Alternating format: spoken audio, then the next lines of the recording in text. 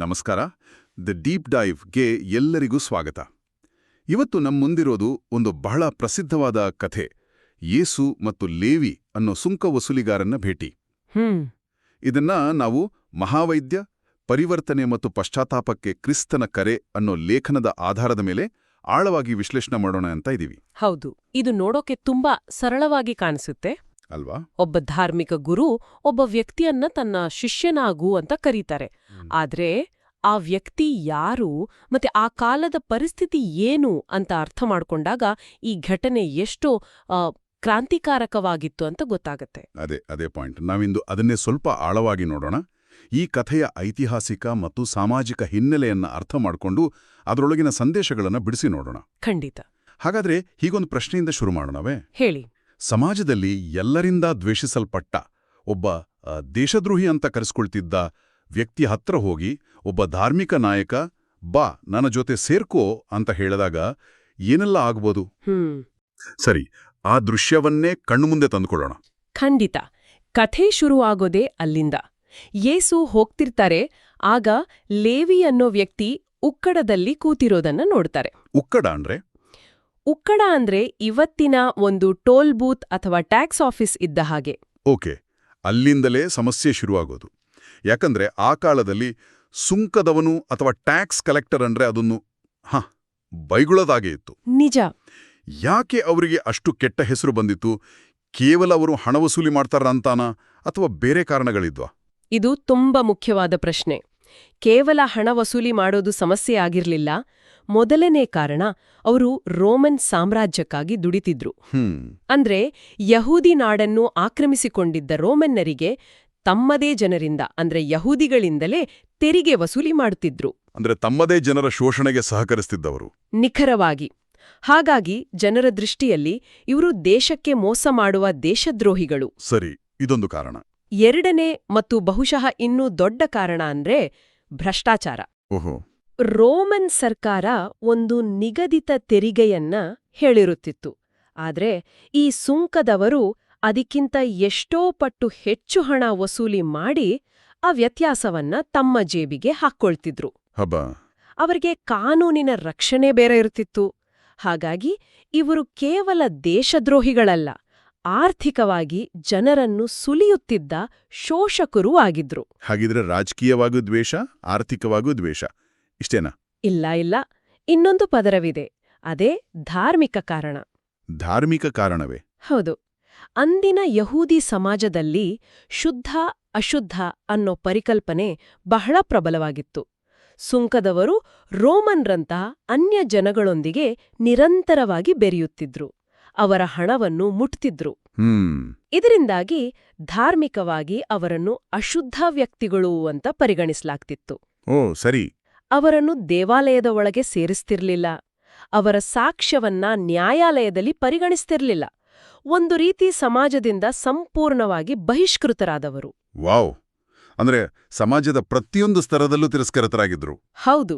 ಅಂಥ ಒಬ್ಬ ವ್ಯಕ್ತಿಯನ್ನು ಆತ ತನ್ನ ಭ್ರಷ್ಟ ಕೆಲಸ ಮಾಡುತ್ತಿರುವ ಉಕ್ಕಡದಲ್ಲಿ ಕೂತಿದ್ದಾಗಲೇ ಯೇಸು ನೋಡಿ ಕರೀತಾರೆ. ಅದು ಕೇವಲ ಒಂದೇ ಮಾತು, ನನ್ನನ್ನು ಹಿಂಬಾಲಿಸು. ಇದರ ತೀವ್ರತೆ ಈಗ ಅರ್ಥವಾಗುತ್ತಿದೆ. ಹೌದು. ಆ ಉಕ್ಕಡ ಅನ್ನೋದು ಲೇವಿಯ ಪಾಪ, ಭ್ರಷ್ಟಾಚಾರ ಮತ್ತು ದೇಶದ್ರೋಹದ ಸಂಕೇತ. ಸರಿ. ಯೇಸು ಆ ಸಂಕೇತದ ಬಳಿಯೇ ಹೋಗಿ ಅವನನ್ನು ಕರೆಯುತ್ತಾನೆ. ಇದು ಅಕ್ಕಪಕ್ಕ ನೋಡ್ತಿದ್ದ ಜನರಿಗೆ ಎಷ್ಟು ದೊಡ್ಡ ಆಘಾತ ತಂದಿರಬಹುದು ಅಂತ ಊಹಿಸ್ಕೊಳ್ಳಿ. ನಿಜ. ಆ ಆಘಾತಕಾರಿ ಕರೆಯ ನಂತರ ಲೇವಿಯ ಪ್ರತಿಕ್ರಿಯೆ ಇನ್ನೂ ಹೆಚ್ಚು ನಾಟಕೀಯವಾಗಿತ್ತು. ಖಂಡಿತ. ಬೈಬಲ್ ಹೇಳುತ್ತೆ, ಲೇವಿಯು ಎದ್ದು ಎಲ್ಲವನ್ನೂ ಪರಿತ್ಯಜಿಸಿ ಯೇಸುವನ್ನು ಹಿಂಬಾಲಿಸಿದನು. ಒಂದು ಕ್ಷಣ ಯೋಚಿಸಿ, ಎಲ್ಲವನ್ನೂ ಬಿಟ್ಟ. ಹೌದು, ಎಲ್ಲವನ್ನೂ. ಅದು ಅವನಿಗೆ ವಿಪರೀತ ಹಣ ತಂದುಕೊಡ್ತಿದ್ದ ಕೆಲಸ. ಅಧಿಕಾರ, ಭದ್ರತೆ ಎಲ್ಲವೂ ಇತ್ತು. ಅದನ್ನೆಲ್ಲ ಒಂದೇ ಕ್ಷಣದಲ್ಲಿ ಬಿಟ್ಟು ಎದ್ದು ಬಿಡ್ತಾನೆ. ನಿಜ. ಇವತ್ತಿನ ಕಾಲದಲ್ಲಿ ನಾವು ಸಂಕ್ ಕಾಸ್ಟ್ ಫ್ಯಾಲಸಿ ಅಂತ ಹೇಳ್ತೀವಲ್ಲ, ಅದರ ಬಗ್ಗೆ ಯೋಚಿಸ್ಬೋದು.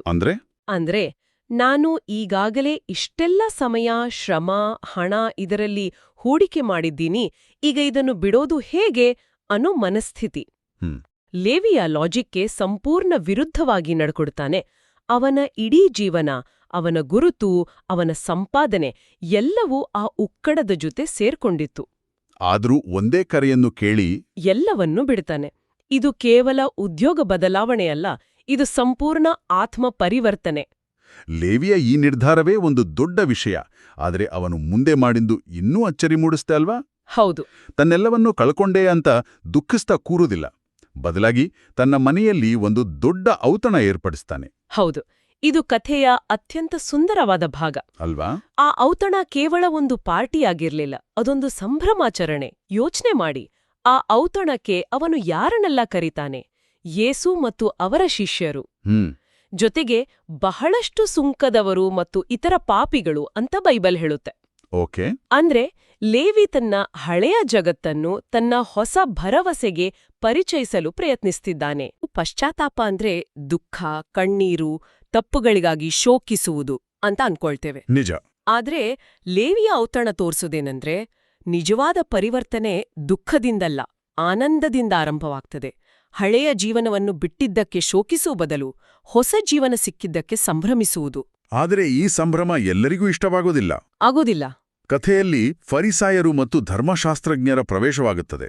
ಅವರು ಈ ದೃಶ್ಯವನ್ನು ನೋಡಿ ಗೊಣಗಾಡಲು ಶುರು ಮಾಡ್ತಾರೆ. ಅವರು ನೇರವಾಗಿ ಯೇಸುವಿನ ಹತ್ರ ಹೋಗೋದಿಲ್ಲ. ಇಲ್ಲ, ಅವರ ಶಿಷ್ಯರ ಬಳಿ ಹೋಗಿ, ನೀವು ಸುಂಕದವರ ಮತ್ತು ಪಾಪಿಷ್ಟರ ಜೊತೆಲಿ ಯಾಕೆ ತಿನ್ನುತ್ತೀರಿ, ಕುಡಿಯುತ್ತೀರಿ ಅಂತ ದೂರುತ್ತಾರೆ. ಇಲ್ಲಿ 2 ವಿಭಿನ್ನ ದೃಷ್ಟಿಕೋನಗಳ ಸಂಘರ್ಷವನ್ನು ನಾವು ಸ್ಪಷ್ಟವಾಗಿ ನೋಡಬಹುದು. ಫರಿಸಾಯರ ದೃಷ್ಟಿಯಲ್ಲಿ ಧರ್ಮ ಅಂದ್ರೆ, ಪವಿತ್ರತೆ ಅಂದ್ರೆ ಪಾಪದಿಂದ ಮತ್ತು ಪಾಪಿಗಳಿಂದ ದೂರವಿರುವುದು. ಕೆಟ್ಟವರಿಂದ ದೂರವಿದ್ರೆ ಮಾತ್ರ ನಾವು ಶುದ್ಧವಾಗಿರಲು ಸಾಧ್ಯ ಅನ್ನೋದು ಅವರ ನಂಬಿಕೆ. ಒಂದು ನಿಮಿಷ, ಫರಿಸಾಯರ ವಾದದಲ್ಲೂ ಒಂದು ಸತ್ಯಾಂಶ ಇರ್ಲಿಲ್ವೇ? ಹೇಳಿ. ಕೆಟ್ಟವರ ಸಹವಾಸ ಮಾಡಿದ್ರೆ ನಾವು ಕೆಟ್ಟು ಹೋಗ್ತೇವೆ ಅನ್ನೋದು ಇವತ್ತಿಗೂ ನಾವು ಕೇಳುವ ಮಾತಲ್ವಾ? ಅವರ ಭಯದಲ್ಲಿ ಸ್ವಲ್ಪವಾದರೂ ನ್ಯಾಯವಿತ್ತೇ? ಅತ್ಯುತ್ತಮ ಪ್ರಶ್ನೆ. ಅವರ ದೃಷ್ಟಿಕೋನದಿಂದ ನೋಡಿದರೆ ಹೌದು. ಅವರ ಉದ್ದೇಶ ಕೆಟ್ಟದ್ದಾಗಿರ್ಲಿಲ್ಲ. ದೇವರ ನಿಯಮಗಳನ್ನು ಚಾಚೂ ತಪ್ಪದೆ ಪಾಲಿಸಿ ಪವಿತ್ರವಾಗಿರ್ಬೇಕು ಅನ್ನೋದೇ ಅವರ ಗುರಿಯಾಗಿತ್ತು. ಆದ್ರೆ ಅವರ ಪವಿತ್ರತೆಯ ವ್ಯಾಖ್ಯಾನ ಬೇರ್ಪಡುವಿಕೆಯ ಮೇಲೆ ನಿಂತಿತ್ತು. ಆದ್ರೆ ಯೇಸು ಒಂದು ಹೊಸ ವ್ಯಾಖ್ಯಾನವನ್ನು ಪರಿಚಯಿಸುತ್ತಿದ್ದಾರೆ. ಅದ್ಯಾವುದು? ಅವರ ಪ್ರಕಾರ ಪವಿತ್ರತೆ ಅಂದ್ರೆ ದೂರ ಓಡುವುದಲ್ಲ, ಬದಲಾಗಿ ಹತ್ತಿರ ಹೋಗಿ ಪ್ರೀತಿಯಿಂದ ಬದಲಾವಣೆ ತರುವುದು.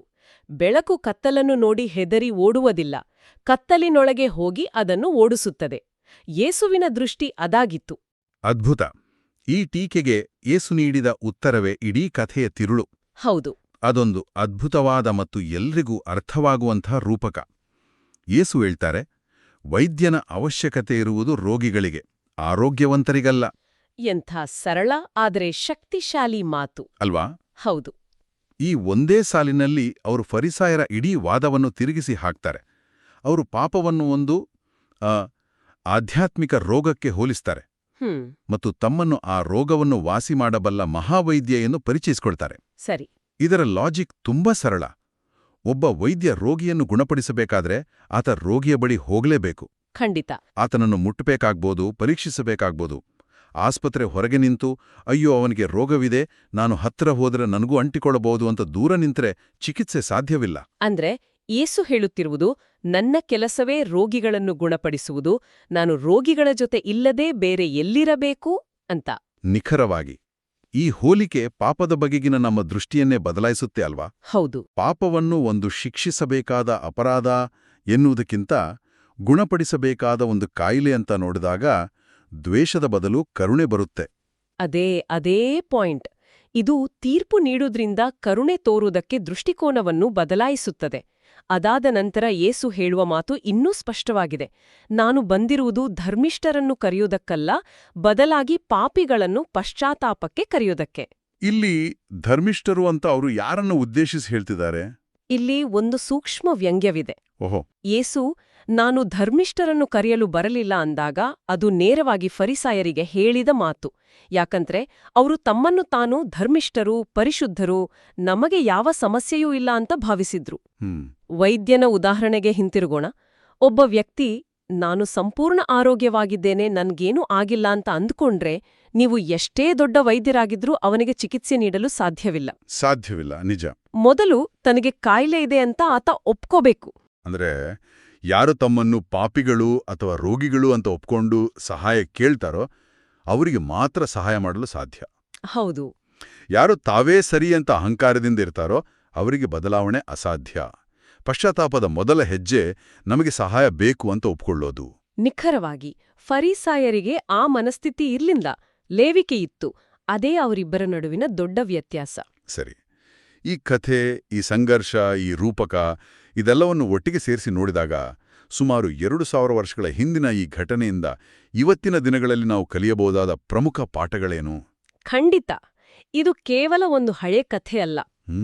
ಮೊದಲನೇ ಮತ್ತು ಬಹುಮುಖ್ಯವಾದ ಪಾಠ ಅಂದ್ರೆ ಪಶ್ಚಾತ್ತಾಪಕ್ಕೆ ಕರೆ. ನಾವೆಲ್ಲರೂ ಒಂದಲ್ಲ ಒಂದು ರೀತಿಯಲ್ಲಿ ಆಧ್ಯಾತ್ಮಿಕ ರೋಗಿಗಳು ಅಂತ ಒಪ್ಪಿಕೊಳ್ಳುವ ಪ್ರಾಮಾಣಿಕತೆ ಮತ್ತು ಧೈರ್ಯವನ್ನು ಈ ಕಥೆ ಕಲಿಸುತ್ತದೆ. ನಮ್ಮಲ್ಲಿರುವ ಅಹಂಕಾರ, ಕೋಪ, ಸ್ವಾರ್ಥ ಇವೆಲ್ಲ. ಹೌದು, ಅಸೂಯೆ ಇವೆಲ್ಲವೂ ರೋಗದ ಲಕ್ಷಣಗಳೇ. ಮೊದಲು ನಮ್ಮ ರೋಗವನ್ನು ನಾವು ಗುರುತಿಸಬೇಕು. ಆಗ ಮಾತ್ರ ಮಹಾವೈದ್ಯನ ಸಹಾಯವನ್ನು ಪಡೆಯಲು ಸಾಧ್ಯ. ಸರಿ, ಎರಡನೆಯದಾಗಿ ಇತರರನ್ನು ನಾವು ನೋಡುವ ದೃಷ್ಟಿಯ ಬಗ್ಗೆಯೂ ಇದು ಹೇಳುತ್ತೆ. ಹೌದು, ಯೇಸು ಲೇವಿಯನ್ನು ನೋಡಿದ ರೀತಿ. ಅದೇ ಎರಡನೇ ಪಾಠ, ಪಕ್ಷಪಾತವಿಲ್ಲದ ಪ್ರೀತಿ. ಯೇಸು ಅಂದಿನ ಸಮಾಜದಿಂದ ತಿರಸ್ಕರಿಸಲ್ಪಟ್ಟ ಲೇವಿಯನ್ನು ಪ್ರೀತಿಸಿ ಅವನನ್ನು ತನ್ನವನಾಗಿ ಮಾಡಿಕೊಂಡರು. ಇದು ನಮ್ಮನ್ನು ಒಂದು ಪ್ರಶ್ನೆ ಕೇಳುವಂತೆ ಮಾಡುತ್ತೆ. ಇವತ್ತಿನ ನಮ್ಮ ಸಮಾಜದಲ್ಲಿನ ಲೇವಿಗರು ಯಾರು? ಒಳ್ಗ ಪ್ರಶ್ನೆ. ನಾವು ಯಾರನ್ನೂ ಜಾತಿ, ಧರ್ಮ, ಆರ್ಥಿಕ ಸ್ಥಿತಿ ಅಥವಾ ಬೇರೆ ಯಾವುದೋ ಕಾರಣಕ್ಕೆ ದೂರವಿಟ್ಟಿದ್ದೇವೆ? ಯಾರ ಜೊತೆ ಒಂದೇ ಟೇಬಲ್ನಲ್ಲಿ ಕೂತು ಊಟ ಮಾಡಲು ನಾವು ಹಿಂಜರಿಯುತ್ತೇವೆ? ಆ ವ್ಯಕ್ತಿಗಳನ್ನು ಪ್ರೀತಿಸುವ, ಅವರ ಬಳಿ ಹೋಗುವ ಧೈರ್ಯ ನಮಗಿದೆಯಾ? ಹೌದು. ಮತ್ತು ಮೂರನೇದಾಗಿ, ಲೇವಿಯ ಸಂಪೂರ್ಣ ಬದಲಾವಣೆ. ತನ್ನ ಉಕ್ಕಡವನ್ನು ಅವನು ಬಿಟ್ಟು ಬಂದ ರೀತಿ. ಖಂಡಿತ, ಅದು ಮೂರನೇ ಪಾಠ, ಸಂಪೂರ್ಣ ಬದಲಾವಣೆಗೆ ಸಿದ್ಧತೆ. ಲೇವಿ ತನ್ನ ಲಾಭದಾಯಕ ವೃತ್ತಿಯನ್ನು ಒಂದು ಕ್ಷಣವೂ ಯೋಚಿಸದೆ ಬಿಟ್ಟು ಬಂದ. ಹಾಗೇ ನಮ್ಮ ಜೀವನದಲ್ಲಿ ನಿಜವಾದ ಬದಲಾವಣೆಗೆ ಅಡ್ಡಿಯಾಗಿರುವ ನಮ್ಮದೇ ಆದ ಉಕ್ಕಡಗಳು ಯಾವುವು? ಅದು ಒಂದು ಕೆಟ್ಟ ಅಭ್ಯಾಸವಿರಬಹುದು, ಒಂದು ವಿಷಕಾರಿ ಸಂಬಂಧವಿರಬಹುದು, ಅಥವಾ ನಮ್ಮ ಹಳೆಯ ಅಹಂಕಾರದ ಮನಸ್ಥಿತಿಯೇ ಇರಬಹುದು. ಅದನ್ನು ಬಿಟ್ಟು ಬರಲು ನಾವು ಸಿದ್ಧರಿದ್ದೇವೆಯೇ? ಮತ್ತು ಕೊನೆಯದಾಗಿ ಆ ಔತಣ, ಅದು ನನಗೆ ತುಂಬಾ ಇಷ್ಟವಾದ ಭಾಗ. ಹೌದು, ಅದು 4ನೇ ಮತ್ತು ಅತಿ ಸುಂದರವಾದ ಪಾಠ, ಪಶ್ಚಾತ್ತಾಪದ ಆನಂದ. ಲೇವಿ ಎಲ್ಲವನ್ನೂ ಬಿಟ್ಟ ನಂತರ ದುಃಖಿಸಲಿಲ್ಲ, ಸಂಭ್ರಮಿಸಿದ.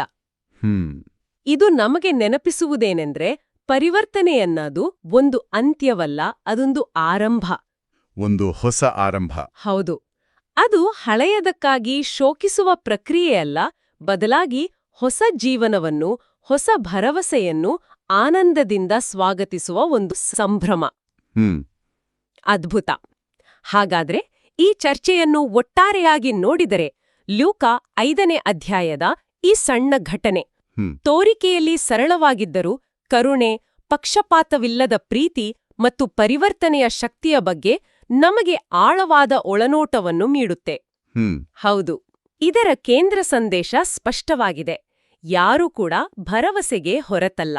ಹೌದು, ದೇವರ ಕರುಣೆಗೆ ಯಾರೂ ಅನರ್ಹರಲ್ಲ.